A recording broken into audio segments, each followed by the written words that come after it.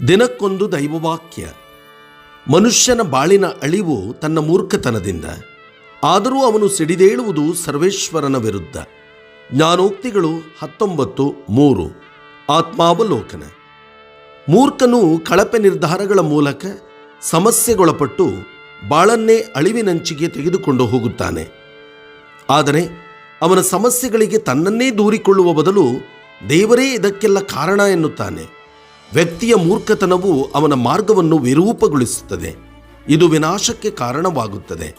ದೇವರನ್ನು ದೂಷಿಸುವುದು ಜವಾಬ್ದಾರಿಯನ್ನು ತೆಗೆದುಕೊಳ್ಳದಿರುವುದರ ಪರಿಣಾಮವಾಗಿದೆ.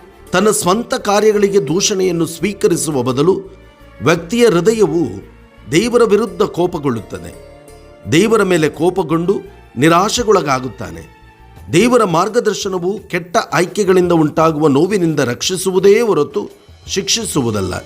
ಸರ್ವಶಕ್ತನ ಮೇಲೆ ಆರೋಪ ಹೊರಿಸುವ ಬದಲು ತನ್ನ ಸ್ವಂತ ಕ್ರಿಯೆಗಳ ಮತ್ತು ಅವುಗಳ ಫಲಿತಾಂಶಗಳಿಗೆ ಜವಾಬ್ದಾರಿಯನ್ನು ತೆಗೆದುಕೊಂಡು ತನ್ನ ಮೂರ್ಖತನವನ್ನು ಗುರುತಿಸಿ ದೈವಿಕ ಜ್ಞಾನವನ್ನು ಹುಡುಕಲು ನಮ್ರತೆಯ ಬೆಳೆಸಿಕೊಂಡರೆ ಒಳಿತಲ್ಲವೇ?